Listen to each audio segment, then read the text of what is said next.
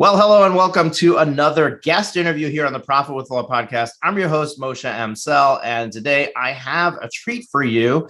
It is a coach, somebody who works in the trenches with entrepreneurs, with law firm owners to help them exceed, help them succeed in growing their law firm practice. Sorry for my tongue twisting there. We're not editing that out. We do a one and done here. My guest today is Mark Rockwell. He owns the company Coach Rockwell, and he is a lawyer and entrepreneur, helps frustrated attorneys build healthy, thriving law firms. I'm really excited to have this conversation because this is what I do, right? And Mark seemingly does what I do. And I love to see how other people are approaching this process. I love to see how they're supporting their clients. What are the things that they're finding that their clients are struggling with? Is that the same or different than what I find my clients are struggling with? And ultimately, how do I unlock Mark's beautiful mind for you guys to really sit and drink at the fountain of knowledge that he has acquired over the years. So I'm excited to get into this conversation with him. All right, welcome back, Mark. Welcome to the show. Well, thank you for having me. It's my absolute pleasure. I really appreciate you taking the time to have this conversation with me. I'm sure that we're going to uncover some real golden nuggets for our listeners, and I can't wait for that to happen. What I like to do at the beginning is give you a real easy question to answer because it's your story. You know it. Our listeners don't know, many of them don't know who you are. Maybe some of them do. But for the ones who don't, and even for the ones who do, who may not know your journey, tell us a little bit about how you got into running a coaching business and why lawyers as a target market. Well, briefly, I'm a lawyer by background, even though I've spent much of my career as an entrepreneur starting and growing businesses. I went to law school, passed the bar in the state of Washington, have done a lot of legal work over the years, mainly for the companies that I have developed and owned. And during my last business that I started in 2007, which was a healthcare company, we were actually introduced to the EOS process, Entrepreneurial Operating System. And I realized what a profound difference that had in the way we grew our company. And I frankly wished I had been introduced to it 20 years earlier. So when I sold that business and I realized I had no interest in retiring, I decided that I would share that information, that knowledge with other young aspiring businesses. And it wasn't long, I was getting calls from people who knew me who were attorneys saying, "Hey, could you help us?" And what I recognized was that once you lift the hood on most law firms, there's plenty of opportunity for organizational improvement. So that's actually in a real brief form how I got started. Awesome. I love your journey for a number of reasons. Number one, I mean, this is something that sets me apart from others in the industry is I am not a lawyer. Often I get asked like, okay, so if you're not a lawyer, then why are you, teaching lawyers how to grow their practice? Like, what do you know about the law and legal practice?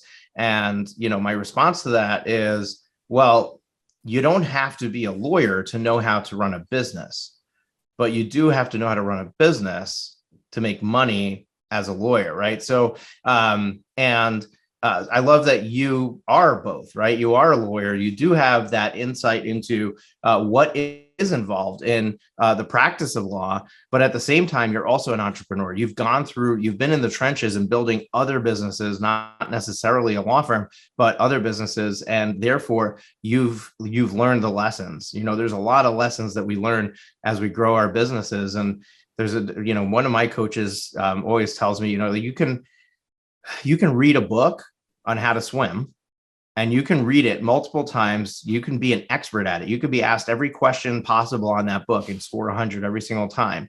But until you get in the water, you don't know how to swim. Well, that's absolutely true. And quite honestly, of my background, if you said to me, well, what's the most important, your training or my training as a lawyer or my experience as a business person, without a doubt, it's my experience as a business person. What I help attorneys understand the skill sets, if you will, are pretty industry agnostic. The fact that I am an attorney by training, probably, if nothing else, means that I kind of think like a lawyer. So from a personality and thought process, that probably is as important as anything, as opposed to any technical knowledge I have about law. Yeah, absolutely. Love that. So in the green room, before we started to have a conversation, and it turned to this idea, or this concept of, they're not really teaching the business of law. They're not really teaching how to run a practice management, managing a practice, any of that in law school. And by and large, most law schools don't have that even as an option in the curriculum of courses that you can take. And a lot of people who start their law firm hide behind that. They're like, well, they didn't teach business in law school. And that's kind of like a white flag that they hold to kind of like be their excuse of, why I haven't made it further than I have in this process. And myself and Mark included are out there to try and flip the script for you, and to try to help you not have to have that as your excuse. We want to educate you to be a business owner, to be making decisions from that place.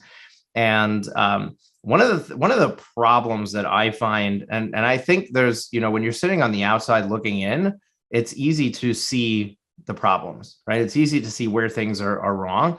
And I promise you, Mark, there is a question here. So one of the problems that I see in the legal industry is really, it's a similar problem in a lot of other places.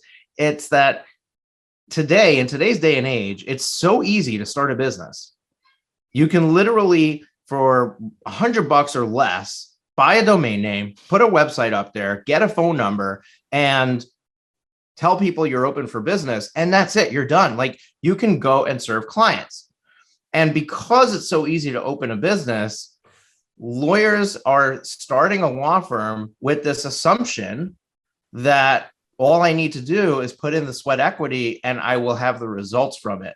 And the reason that I think that's a problem, and this is where the question is going to come, Mark, because I want to know your opinion on it.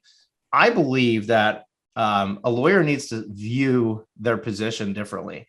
When a doctor goes to open a doctor's office, they have no choice but to outfit an office where they can see patients. They have to buy expensive machinery. They've got to buy examining tables. There is an outlay of capital that they need to invest in that business before they see the first patient. And I'm not necessarily saying that lawyers need to have that outlay of capital before they see the first client, but I do believe that if you want to accelerate your success, that you have to be ready and willing to deploy capital in the growth of your firm to be able to bring on the team members necessary, to be able to handle the workload necessary to really create success for yourself. There's only so far you can go as a solo, and the quicker that you can get out of that mode of I'm going to do everything to I'm going to have other people do everything is really what the key is to me to unlocking real success in your firm, being able to control your time and have something to show for it. So Mark, my question to you is what are your thoughts on that? Like, do you share that opinion? Do you have a contrasting opinion? Where do you sit in this, people doing things by themselves versus hiring others to do it, deploying capital? What are your thoughts on that? Well, first of all, let me go one click back from that question and say where I think this whole thought process started in law schools is that the capital you're referring to has for many years been considered your knowledge. In other words, your ability to succeed as an attorney was not a business. It wasn't even, it was considered a profession. And of course, it is a profession. Mm-hmm. And less so today, perhaps, than a generation or two ago. But many attorneys would take umbrage with the concept that a law firm is a business. They would go humbug, it's a profession. And so if you label it that way, if you think of it that way, what you're saying in your mind is it's not really a business. It's all what's between my ears that's going to determine my success or my failure. It's my ability to research. It's my ability to write. It's my ability to speak. It has nothing to do with the capital in my business. Has nothing to do with my profit and loss. And we all know that that's really patently false. And so it's as a I want to stop you for 1 second because it's not false, right? It's true. If you're an attorney, many of you have read the book E-Myth by Michael Gerber, and he makes this distinction between the technician and the business owner, right? So as a technician, meaning the attorney, right? The attorney is the technician in this example, right? As the person doing the legal services work, that is a profession, and that is the knowledge between your ears. But if you want to run a law firm and be a business owner in that process, the longer that you see yourself as the technician, that you see yourself as the professional, the more you'll be impeding your growth. Is where did I get that right, Mark, with what you were trying to? Yes. To and share? I was really talking in the concept of someone who's made the mental jump from technician to business owner, but in fact, they haven't emotionally embraced it. They want to be that business owner, but they haven't made the intellectual jump from being the technician to acknowledging that, yes, they are a technician, but they're also a business owner. Absolutely. And so in that regard, so that's the first step, is to really recognize that, hey, if I continue to hold on to this as a profession, then I'm going to be severely limiting the possibility of what I'm able to do. and if a person really enjoys that and embraces that exclusively, they probably need to be a practitioner in a larger firm where other people are making the business decisions. Right. Or there's room. I mean, you can still own your own firm and sit in the seat of the technician and just hire somebody to be the CEO, right? You can bring somebody in to run the business for you. A lot of lawyers have, they bring in an office manager, who's really running the day-to-day operations for them, and they're out there practicing law. There's nothing wrong with that. Oh, not at all. But you'd have to be very careful that you didn't subvert the management of the firm by maintaining a philosophical attitude that was inconsistent with that. Yeah, agreed. Absolutely. Okay, so now back to the question of capital. Now that we've gone back and established that, hey, we've got to overcome this emotional attachment to the profession and recognize that there isn't something wrong with calling it a business. There isn't something wrong with being a business owner. And another thing is being in the pursuit of profit, right? I have a client of mine who shall remain nameless for this podcast, but they know who I'm talking about. I send out a planner every quarter for my coaching clients, and we use that planner in being able to execute on the plan that we design. And I had the planner personalized with Profit with Law logo right on the cover. And this particular client has asked, hey, can you send me a planner without the Profit with Law logo? Because I don't want people to see me carrying that planner around and think that I'm in the pursuit of profit. And, it's interesting, because why would you want to hide that? Why would you want someone to think you weren't trying to profit? Right. Why would you want somebody to think that you're not in this for making a profit? Like, what does that say about you?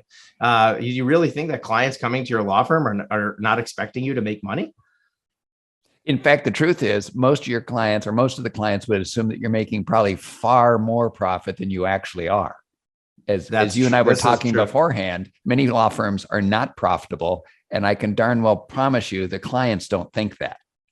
Right. The client, I don't think that, honestly, I think that the lawyers can do a better job in communicating with clients everything that their firm is doing, so that they really understand that it's not, because especially if you have the billable hour model, they're looking at the lawyer and saying, oh my gosh, I'm paying you $4.50 an hour. I'm doing some quick math in my head. You're making a boatload of cash. But the reality is that no, the money, the revenue that the attorney is bringing in, maybe 20% of that is going to pay for that attorney's salary. And then another 20% is going to pay for their support staff. And then 20% is going to pay for overhead. Before you turn around, there isn't a ton left for the firm to be making money. And I think that it might not be a bad idea. I haven't really explored this. This is the first time I'm saying this out loud, but it might not be a bad idea for you in the initial stages of getting a client to show them what is involved in the law practice. So to make them understand that, hey, look, just because we're going to be billing an hourly fee for our attorney, we want you to understand that that hourly fee is not just covering the attorney's time. It's covering all these other things, that we have in place for you to be able to provide you the best client experience possible. And I think if we did that, it probably would help get bills paid better for sure. Well, as I said earlier, I can promise you, because I've been on the receiving end many times, having paid many hundreds of thousands of dollars in legal bills over my career, having run businesses. And, when you get a $40,000 bill, you're assuming that the law firm has done very handily. And in fact, that isn't always the case. I do agree with you that I think educating clients on what's involved in actually producing the finished product probably would be a good thing. Yeah. Okay. So we still haven't got to the crux of the question that I asked you, and I'm curious to know, where you sit on this conversation, or how you would encourage people to think about it. So when you're approaching the starting or the growth of your law firm, where does the capital come from, and is this sweat equity the right way to go, or are there investments to be made, and when should somebody consider making a financial investment in their firm? Well, the answer is some money needs to be invested right up front. You certainly aren't going to be able to just open an office without an investment, and certainly case management software, the proper high-tech equipment, being able to have proper accounting in place. There's a fair amount of investment that is required. Now, it's nothing like a doctor's office, I must say. And I think that an attorney, especially if they start out relatively small as a single practitioner, can keep the investment relatively small, but it certainly isn't free. But I would anticipate that an attorney who is going to start their own law firm should be able to not only carry their own salary for a period of 6 months to a year, but probably needs to be able to set aside at least $25,000 to $50,000 for other types of equipment, software, systems, processes. Okay. Now, what about later on in the growth of the firm? I mean, one of the things that I find my clients struggle with a lot is when to hire staff. And they already know that they need to hire somebody when that conversation is starting. But they are in this mindset of looking at the past to make the present decision. So they'll look at and say, well, we're generating $250,000 in revenue. I need to be bringing home $100,000. The other $150,000, 80, 90% of it is already spoken for between rent, software, malpractice insurance, and, this, that, and the other are professional services or accounting fees and, bookkeeping and all that stuff. And now I turn around and I need to hire somebody, and I'm making a decision to spend, $50,000, $75,000, $100,000 a year on somebody's salary. And they're looking at where they're at and saying, I can't afford this. If I do this, I'm going to have to not pay myself, and I might even be losing money every month. So how do you help your clients work through that process?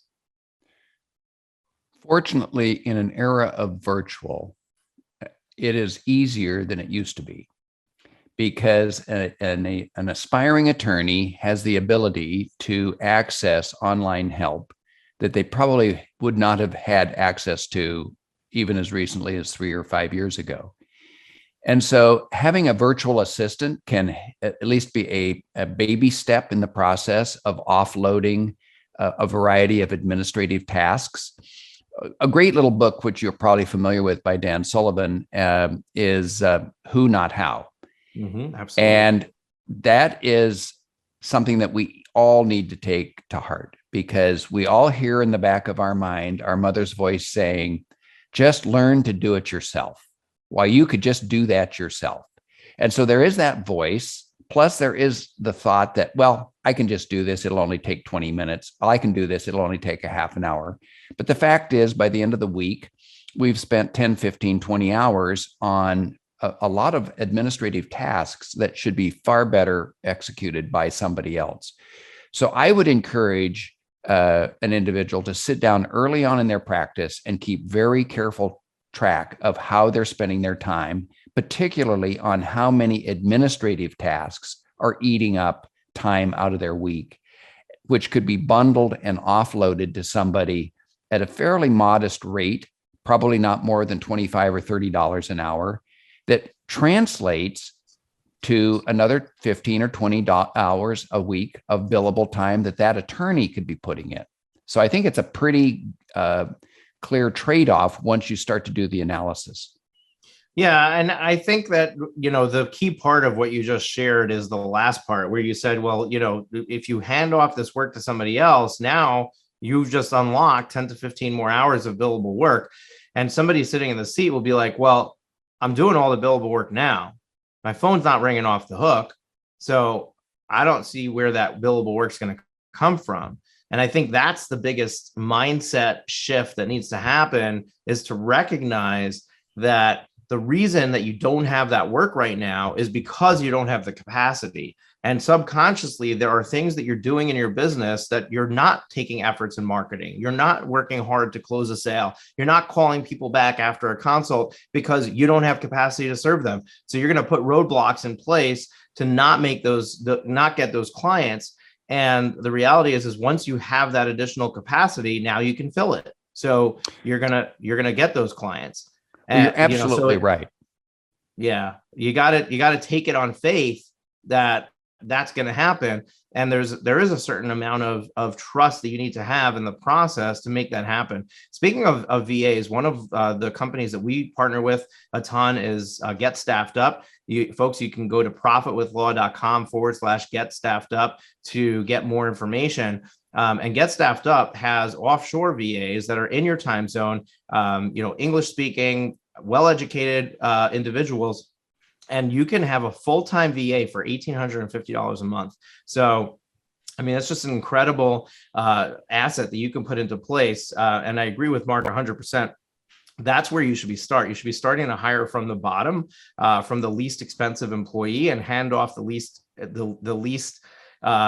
challenging piece of work on your plate, and just keep working that way until the VA's plate is full. And then you can say, okay, what's the next step? Is it another VA? Is it a in-house full-time person or part-time person? Is it a paralegal? Is it an outsourced paralegal where I'm getting fractional services? There's a lot of options that you have. As a matter of fact, I recently did a talk. So we did an annual planning event just when we're recording this, it was just last week, but when this gets released, it'll be, probably have been last month or the month before. But in the end of December, we did a planning event. And on day number 3, I did a talk specifically on this, on outsourcing or growing your staff on any budget. And I went through a lot of these options that you have that are not necessarily the traditional, hey, I'm going to go and hire an attorney, next. But no matter which one of these options you choose, it's going to require some capital. It's going to require you to make an investment that may not make financial sense based on your past history. But you have to be able to predict the future. And I don't mean in the most optimistic light, but in like, hey, if things just kind of go well, kind of situation, and see that the math works. And then you need to just have enough cash to allow that to happen. So whether it's putting that funding into place, or whether it's saving, or whatever it is, you need to be able to make moves like that. You need to be able to invest in your firm to be able to take that next step in growth. And I use the example of hiring a staff member, but it could be, hey, I don't know if I'm ready to hire a marketing agency. Well, guess what? If you have bandwidth for new clients and you don't have a good marketing plan, and so far you just winged it, and then, it's going to cost you $2,000-$3,000 a month. But do you want to not invest that because you don't have that money right now? Like, does that even make sense to hold back your growth because of 30 grand, over the course of a year? I think that's where, there's a lot of error that's happening in the industry. Well, what you described makes perfect sense. And I was thinking as you were speaking, we talk about going on a journey. Well, capital for this journey is no different than putting fuel in your tank. You would never consider leaving New York City and heading to Pennsylvania on an empty tank. It would be ludicrous to think that you're going to drive a couple hundred miles, but you're going to start out with only enough gas in your tank to take you to the edge of town. Anybody that was at all rational would say, well, I've got to at least put in 15 or 20 gallons here. And so it really is no different in a law practice. It doesn't mean that you have to put $500,000 in, but you do have to have at least sufficient funding so that as you actually begin to even achieve success, you have the ability to build on that success, and that requires capital. Yeah, I would argue that if you had $500,000 on day one when you started, you probably would spend it on the wrong thing. So there's a curse and a blessing to this conversation, right? It's like you don't want to have too much capital at the beginning when you don't know what you don't know, but you also, as you grow, you don't want to be making decisions based on, can I afford this or not? You want to be making decisions based on, what does this make possible for me? And then how am I going to pay for it should be the second part of that equation, and not can I afford it, but how am I going to pay for it? You know, the who not how book, when it comes to money, you got to figure out the how, and I think, but even there, it's who not how. Go find somebody who can help you with financing solutions. Go help somebody who can help you find money in ways that you didn't think that you had access to it. There's programs, there's the SBA, there's things like that where you can get access to capital and, be able to put that to work to really grow your firm. And, it's people are debt averse, but at the same time, they're racking up their credit card in the process, right? Like, it just doesn't make sense that you're willing to put money on a credit card at 15, 20, 25% interest and try to figure out, how am I going to pay it later? And you're not willing to take out a $150,000 loan at 6% interest so that you can actually hire somebody, bring on a marketing agency, and all of a sudden you turn around and now you're $1 million firm instead of a $250,000 firm. So I think that what's the term? We cut off our nose and to spite our face, right? It's like we really need to get smart when it comes to the growth of our business. And I think that capital is a big piece of it. But honestly, there's a lot that you need to have in place before you start thinking about capital. And I think that for the rest of the time that we're together, which I see we're eating up the clock really quick. Mark, what do you think is the place where somebody should get started, even if they've been running their firm for 10 years, if they're finally ready to say, hey, how do I treat myself like a business owner and start to really achieve success beyond what I've been able to do so far? Well, to answer your question, I think it is a mental shift to say, I really am running a business. What are the basic fundamental concepts that I need to make sure we're following if we're going to run a business and run it successfully? And when I first of all meet with a client, I always talk in terms of what I refer to as the 4 achievements. And I came up with a simple acronym because it's easy for me to remember, and I call it FACE, F-A-C-E. Most acronyms I forget because they don't make sense, but I can remember FACE. And so the 4 achievements are really, number 1, focus, as in F. Focus is something that virtually every profession, every bright person, every entrepreneur suffers from. Because if you're a bright, talented person, we tend to be attracted by the bright, shiny object. So we need to learn to focus. The second achievement that we need to really work on very diligently is accountability. When you have people in your staff who are working alongside you, it really is important that each of us understand what we're accountable for. Without that, it's just mayhem. Thirdly is clarity. Clarity is clarity as to what our values are, what our purpose is, who our client is, what our target market is, what we're trying to achieve. And then lastly, achievement in execution. So if we can accomplish all 4 of those things, and that's where I start with every client, is sitting down and saying, so how do we go about doing these 4 concepts or 4 achievements, which is focus, accountability, clarity, and execution.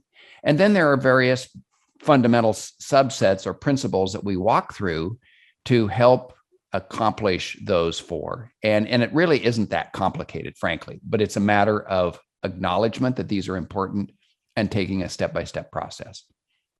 Yeah, I think you bring up a really good point, which is that, this is not difficult. People tend to overcomplicate the process of being successful at business, and it's really not hard. The thing that's hard is overcoming your own beliefs and being willing to allow latching on to something as this is the way to do it. And I think that this is something that I come across with my own clients. But I mean, the way that we get around this is by charging enough money that they pay attention.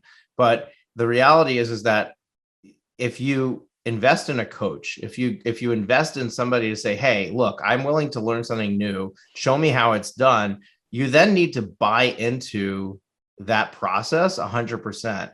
And it's the friction and the resistance that happens when you don't buy into that causes a lack of success. Now, it could even be your own fundamental understanding of what you need to be doing.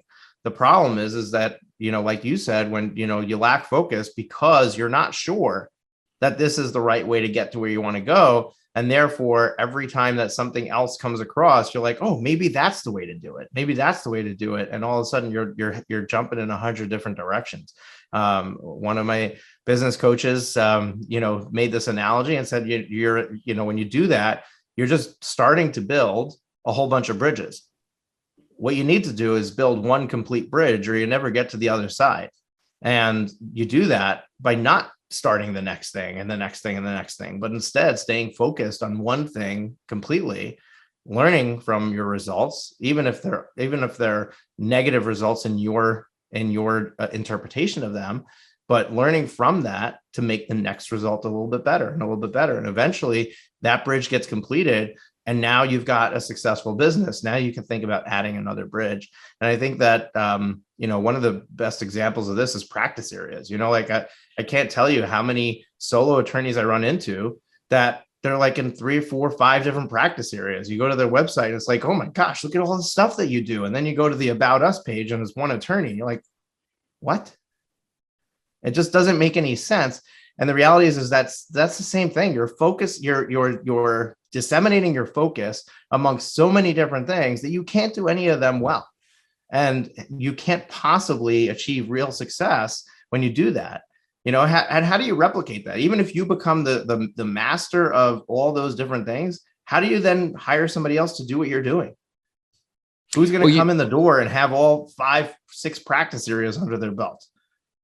If someone asked me, give me one pearl, and you can only give me one pearl, what would it be? I would say more than any other single piece of advice, it would be focus. Because unless and until a person is focused, nothing else really matters. Because you're just hopscotching from one thing to another. And as you were saying earlier, you're never going to achieve success. And because you never achieve success, you're going to probably keep hopscotching to the next thing and the next thing and the next thing, not recognizing that it's actually the lack of focus and follow through that is causing you to have repeated failures. If you would just settle down in one area of law, even if it wasn't an area of law that you necessarily loved, if you just focused on it, probably over time, you would become successful. Yeah, absolutely. I think we're bringing up some really good points, and focus is a key to it, which is the first of in your acronym. What was the A standing for again? That was accountability. Accountability. Right? Yeah. You painted accountability as everybody being accountable for what they're responsible for. So really clarity in the division of responsibilities and who's responsible for what. But what about the owner's accountability for, taking the action that they've determined they need to take in order to achieve results? What recommendation do you have for our listeners on how they can stay accountable to themselves? Well, I think that there's several things that need to be done. One is it needs to involve very clear goal setting. It needs to also involve clear weekly acknowledgement as to where they are on their journey. And, you can't just set a goal on January 1st and then check back on December 31st. The most successful method for holding yourself and holding your colleagues accountable, in my opinion at least, is having a weekly check-in. Recognizing what you committed to last week, what's been accomplished, and what you're committing to for the following week. We oftentimes, well, I should rephrase that. I believe most failures are the result of no cadence, no rhythm, no follow through. We commit to something, and then 3 months later we check back. Well, surprise, surprise, nothing's been done. And so I would say that a owner, or if there are multiple principals, having a weekly check-in meeting and gauging it against their goals, and then recommitting individually as to what they are going to do the following week. It's surprising, in 3 weeks, 3 months, in a year, those goals will have been achieved. Yeah, absolutely. And I'm a big fan, a big proponent of chunking down the work that needs to be done into quarters. But I think it starts with the first thing that you said, which is to have a weekly check-in with yourself. How many people are doing that right now? Listeners, you're listening to this podcast. Is that something you're doing? Right? Are you checking in weekly to measure your progress, see how you're doing? I think we get so caught up in the day-to-day activities of what we're doing that the days go by and we don't realize how much time has gone by. And all of a sudden it's like, okay, now it's, Easter is here, and now it's the summer, and now it's fall, and now it's, Christmas is here. And you look back, you're like, holy crap, a whole year went by. And did we make progress? Yeah, maybe we went up a couple of percentage points or whatever, but you're not experiencing the real significant growth that's possible because you're not paying attention. You're not doing that check-in. And, if you set your intention and know how you're going to get there, and then check in along the way, you can make the tweaks necessary. A perfect analogy for this is if a plane takes off in Los Angeles heading for New York, and then it's off by 1 degree, that 1 degree difference will end up putting it somewhere in like Florida or something. I don't know the exact math of how, where it would end up, but it would be significantly off course. And what happens is that does happen in flight, right? The wind is pushing against the plane. Those veering off course is something that happens regularly. The pilot's job is to continue to put the plane back on course over and over and over again throughout the process. Now they have autopilot and all that stuff that's doing it for them. But the reality is that you have to do these course corrections in order to make sure that you're in target online for where you want to go. And if you don't make those course corrections every single week, what's going to end up happening is you're going to end up at a completely different destination than where you intended to go. So I think it's almost about being intentional with where you're heading. One of the best books I've read in the last couple of years is called The 4 Disciplines of Execution. And one of the secrets in the book is that you have weekly check-ins. And you don't just beat people up on the team. You ask each individual to volunteer what they're going to get done the next week. And it is this cadence. It is the cadence of check-in. It is the cadence of each individual saying what they are going to do the next week. And then the following week, they check back in as to what they actually accomplished. So it is my saying, I'll mow the lawn. The next week, I have to say, well, actually, I didn't get the lawn mowed. Well, but this is what I'll do this next week.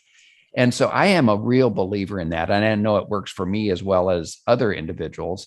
I always tell my individuals that I coach, this is not one and done. And it's not like buying a gym membership, or maybe I should say it is like buying a gym membership. You got to show up and you got to do the reps. Right.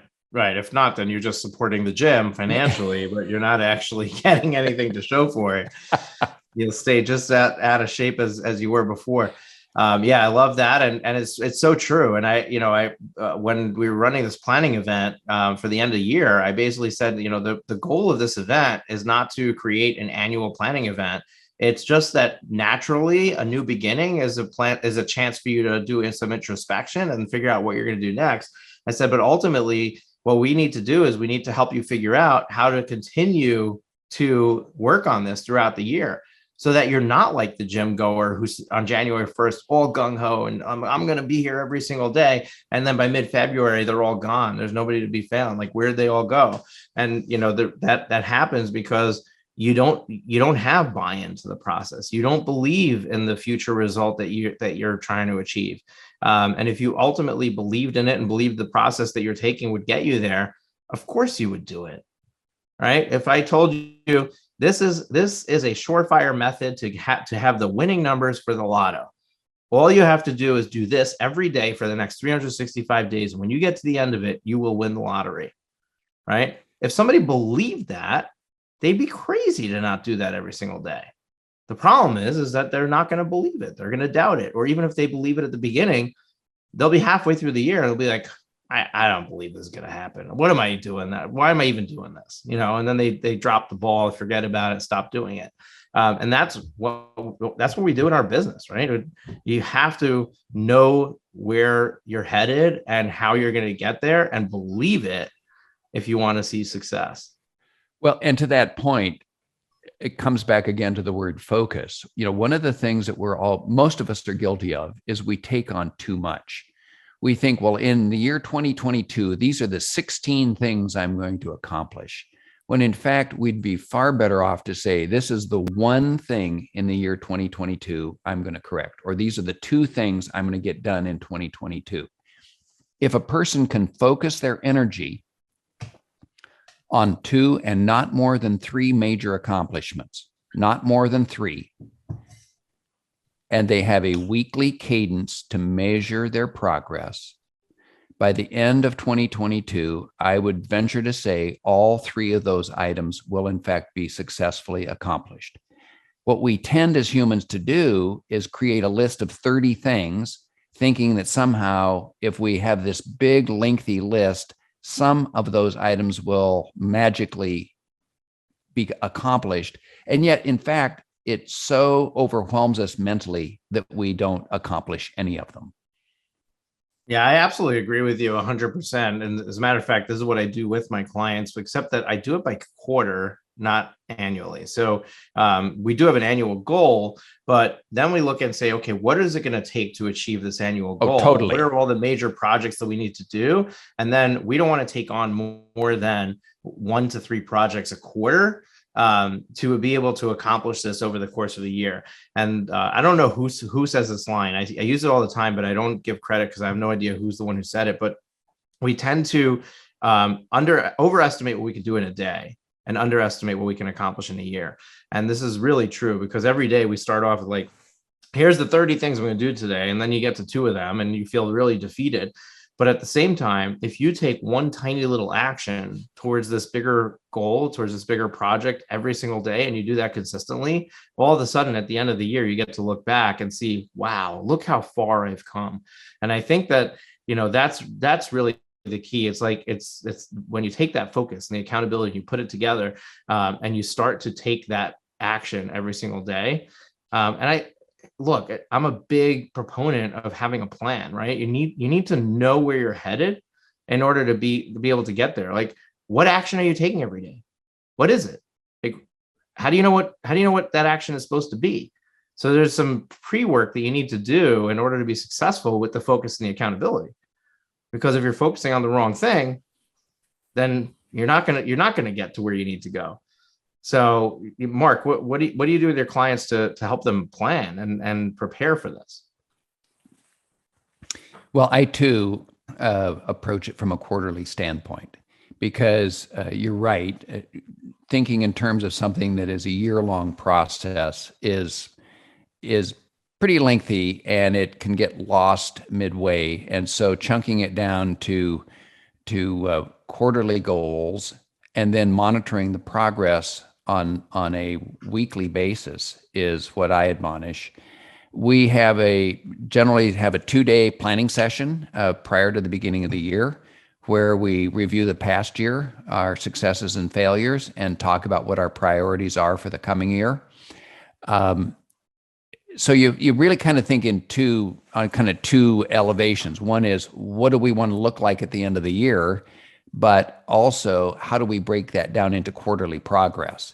And we use the term rocks, which is kind of another term for what do we need to bust up into chunks over the next 90 days. And what are the most important things that need to be done in that 90-day period? And that's pretty successful, actually.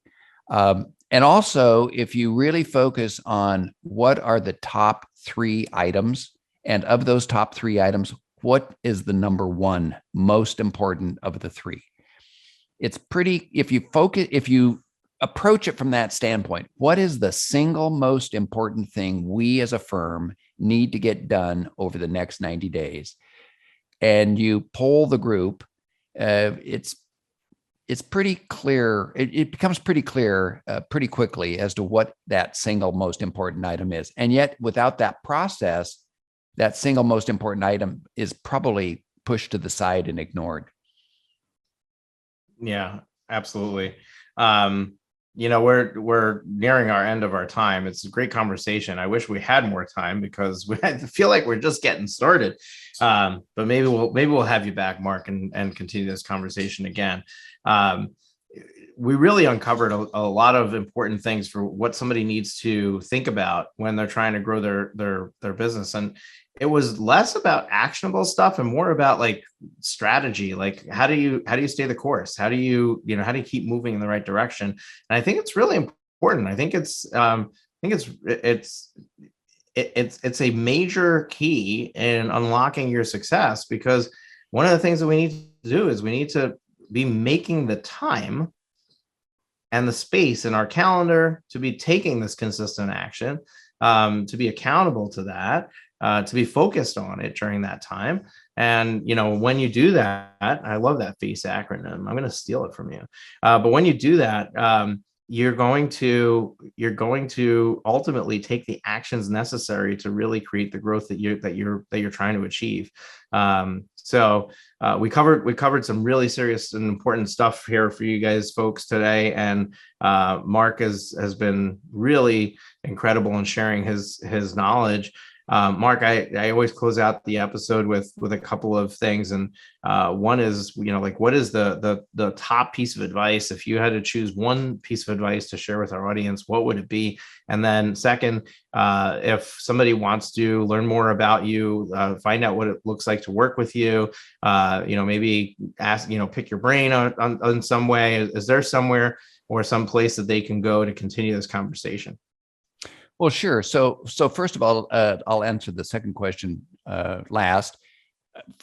It really goes back to your question. What piece of advice would I give people? It's really the same piece of advice I gave myself, which you heard me say earlier in the show, focus. In fact, years ago when I started my last business, I made a large, first of all, I printed it out and then I took it down to Kinko's and had them enlarge it.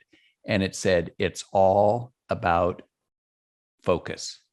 And I had that matted and framed and hung in my office because I knew that of all people, I was the person that needed to read that the most, because I, like a lot of folks, can become enamored with the shiny object. So if someone said to me, what's the first step I need to take in being successful? I would say, sit down and think through what is the most important line of business or activity that interests you, and then set aside the rest, even if you're tempted, because you cannot focus on more than one or two things at a time. It's just, you can't. And that is antithetical to most professionals who think that they have unlimited capacity and can work endless amounts of hours. So that would be my piece of advice. For those who want to get a hold of me, I would offer to volunteer an hour of coaching free of charge to the first 10 people that would want to reach out to me. And they could contact me either by calling my cell, which is 503-784-7205, or drop me a note at mark@coachrockwell.com.